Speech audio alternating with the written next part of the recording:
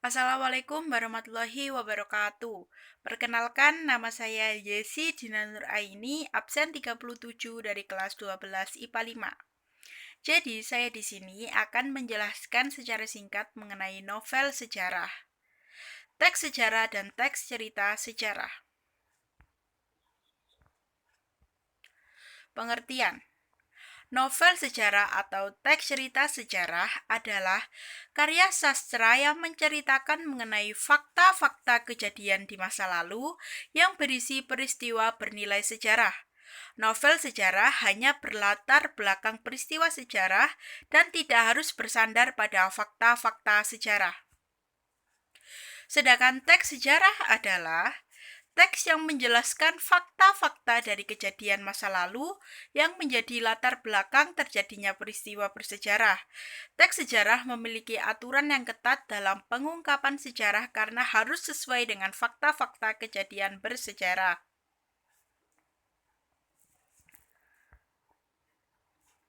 Ciri-ciri teks novel sejarah: 1.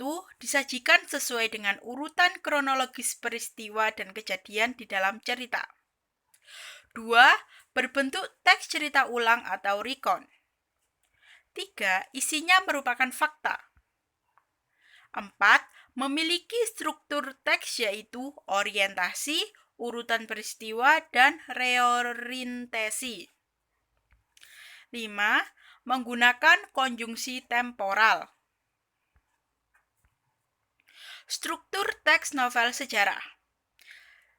Yang pertama, orientasi atau pengenalan situasi cerita.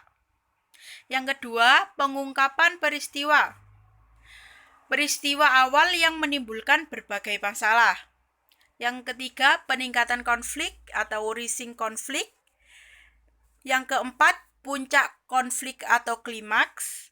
Yang kelima, penyelesaian atau resolusi. Biasanya penyelesaian ini berada pada bagian akhir cerita. Yang terakhir, koda. Koda adalah komentar pengarang mengenai keseluruhan cerita, dan koda juga biasanya berada di akhir cerita.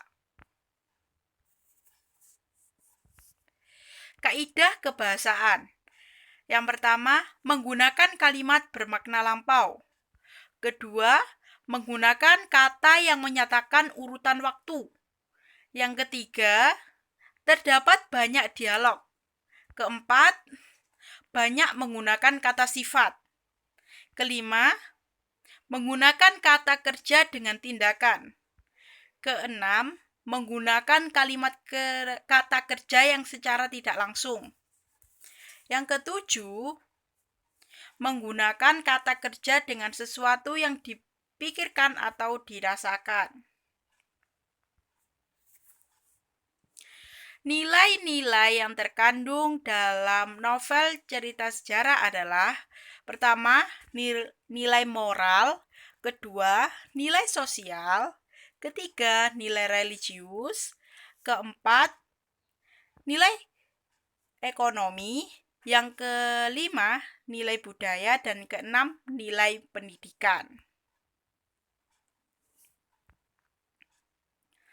Sekian penjelasan dari saya.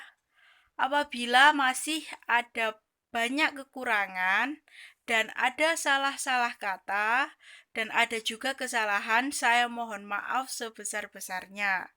Sekian dari saya. Wassalamualaikum warahmatullahi wabarakatuh.